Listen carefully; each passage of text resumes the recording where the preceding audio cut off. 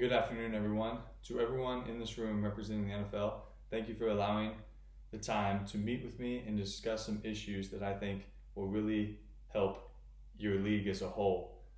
My name is Mitchell Ballock. I am an advocate for the players in your organizations. I'm an advocate for the player compensation within the NFL.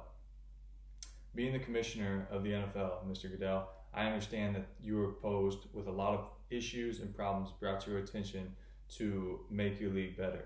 I think player compensation will really benefit everyone a part of the NFL as a whole. It'll benefit the players because they'll want to play for you guys more. It'll benefit the organizations because they look out for their guys, and it'll really benefit the fan support because they will follow a league where they care about the people and they care about compensating them the way that they should be compensated. I'm choosing to use a compare and contrast approach to this pitch. I'm comparing the NFL to the MLB, the NBA, and how they take action with player compensation.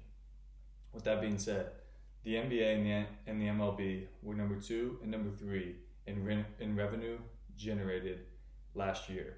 The NBA was at $8.6 billion last year. The MLB was at $9.9 billion. To put this into perspective, they're number 2 and number 3, and they brought in almost $10 billion. The NFL brought in $14.4 billion. When you put that into perspective, that's almost $5 billion more dollars than the number 2 and the number 3 leagues generated in the United States. So when you look at those numbers, you really think that player compensation has to be a high priority.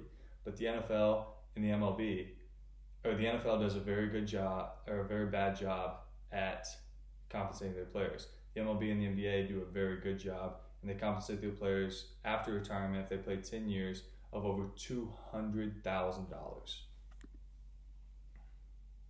When you take that into perspective, the NFL only compensates them with about $56,000. That's a huge difference.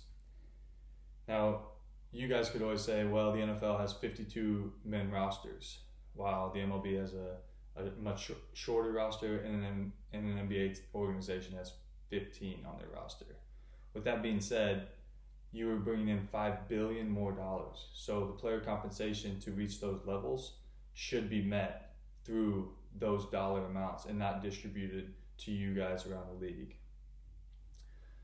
Lastly, when you have players who are 21 years old making decisions that they don't know the way that those decisions are going to affect their bodies or their minds, then that doesn't really tell the whole story for those players. When you have a 21-year-old kid offered millions of dollars to play the game that he's been playing since he was a little kid, obviously he's going to say yes because the money is going to help him and it's going to benefit his family.